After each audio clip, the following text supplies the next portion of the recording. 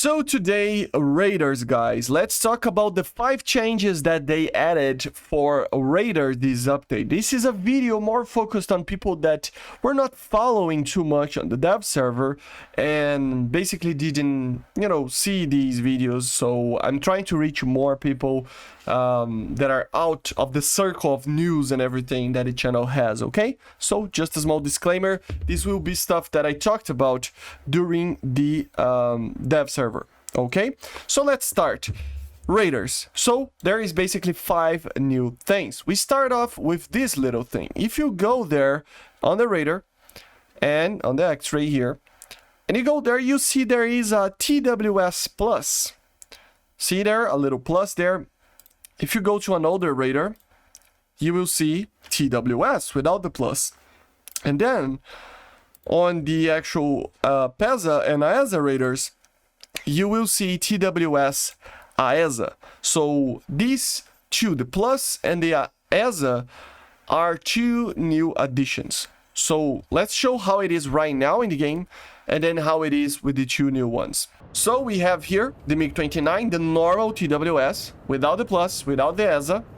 And you will see that when I detect a target, it will actually have to detect everything to update where the target is, and only updates where the target is once it actually is passing over the detection zone. So see, you can see the little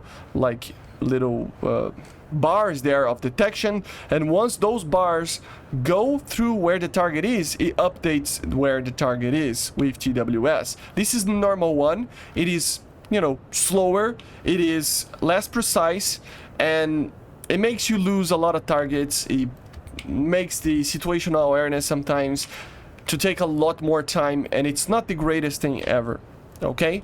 And here we have TWWS plus. TWWS Plus will do pretty much the same, but the only thing that really changes over here is that the speed of the redetection is a little bit faster, because every time it resets, every time it starts a new detection, it will update where the target is. So it doesn't really need to go exactly where the target is with the radar beam to actually detect the target. Every time it resets, it starts over at the top, it will update where the target is, making it a little bit more precise, a little bit more predictable, and of course a little bit faster.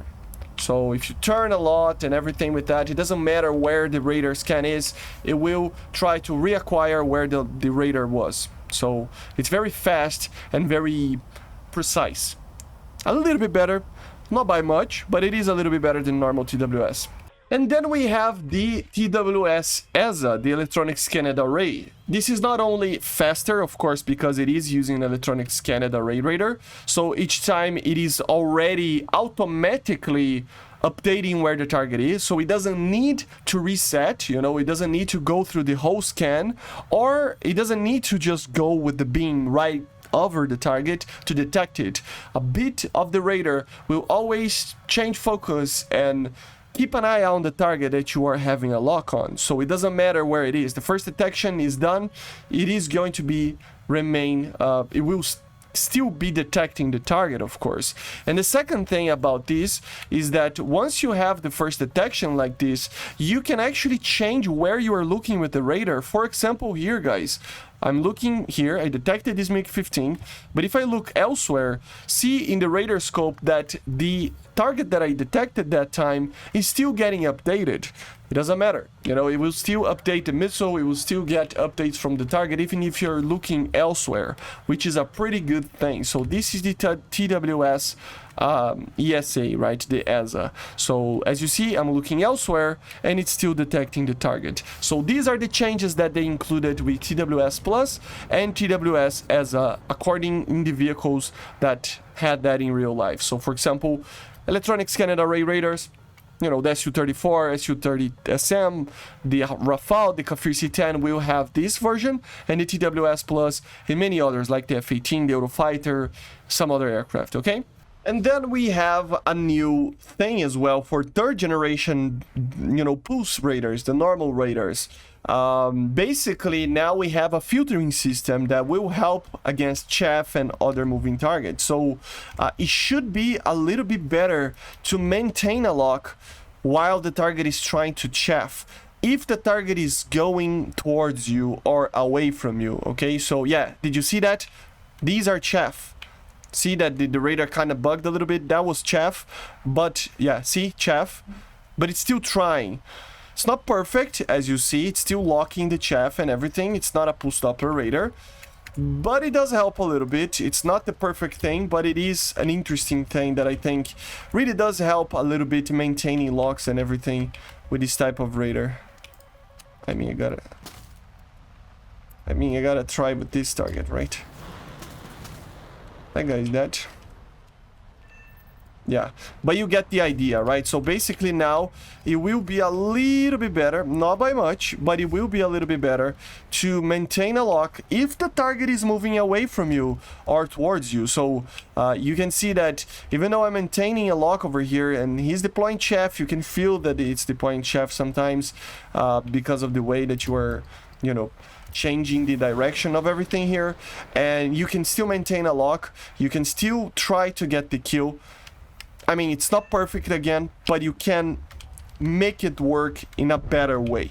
So, especially the MiG-23s with its R-24s, they're much better now for BVR, like much better, which is very cool actually, very cool. So there is a new thing about to help you basically maintain a lock when you lose the lock. So, have you ever noticed that maybe sometimes when the target is moving, you know, perpendicular to you and stuff, and you lose the lock or anything like that? Now it should sometimes go for the IRST if you have one, and even if it goes to the IRST, you would still be able to fire the missile. So I'm gonna try to replicate this. It's not very easy to replicate, but yeah, you're gonna get the idea once I made it work. Okay, and by the way, you gotta keep an eye out on the actual like radar type there.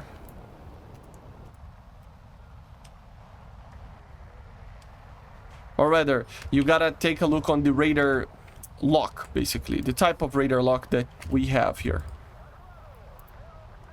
See, IR, track IR, and I'm still able to fire a missile.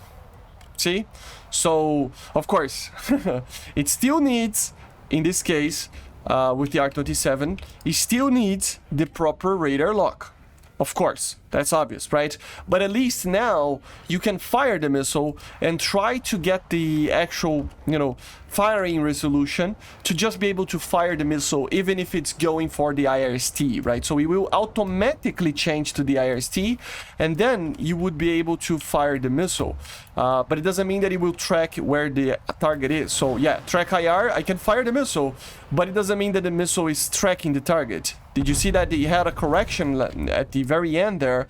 Because he got the radar radiation bouncing back from the target, right? But initially he just went with the IRST information passing to the INS via data link of the missile.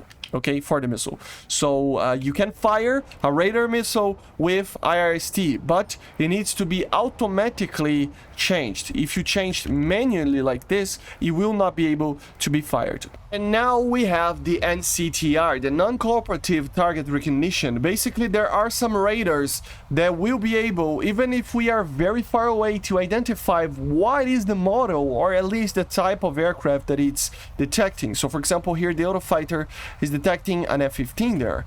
Here is another F-15, an Su-27, another Su-27, an F-16. Here we have an F-18. Let's see, another Su, some F-16s over there, Typhoon, F-15. And with these, you can try to basically know where the targets are and what are the types of targets that you want to fight. So for example, I want to attack this Su-27 and this F-15. to make sure that I kill 2 very strong targets, for example, or anything like that. But also there are other types that will only tell you the type of vehicle that it's up there. But for example, this one, you can even detect like a rocket, for example. So it's detecting a missile, right? So you can see that you should not fire a missile on it. Maybe, I don't know, maybe, you know, because it is just a missile and not an aircraft. So we got a kill there, which is pretty cool. That's an Su-27. Oh, that's a very close missile. I'm kind of dead. Oh, that was close. Yeah, that was really close. But you get the idea. Very interesting thing that really does help a lot with many other things, to be able to identify what are the targets. And I'm dead. So some of the other radars that we have here, for example, the F-15 one, can identify if it's a multi-jet aircraft, a single jet aircraft, if it is an aircraft that has props. So basically it will identify what is the type of, you know, of target that you are, you know, fighting, but not with TWWS and not with the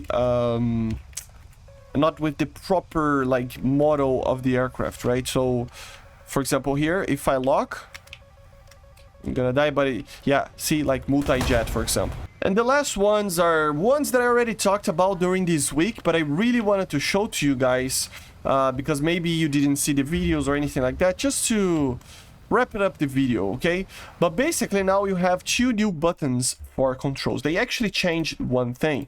They actually remove it in the air battle options over here, the button to basically have a gyro stabilization.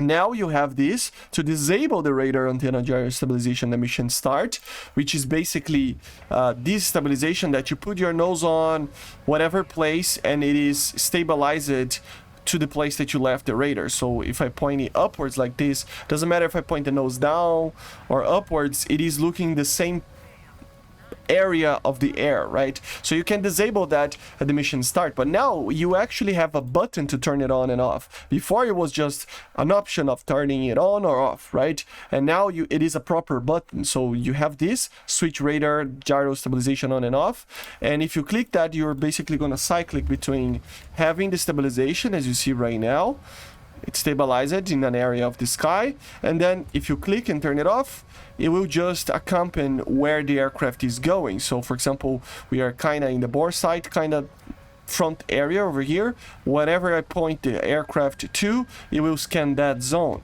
If I go upwards, it will scan upwards. It doesn't matter what angle I have, right? So you can choose between having the stabilization or not, which is pretty cool.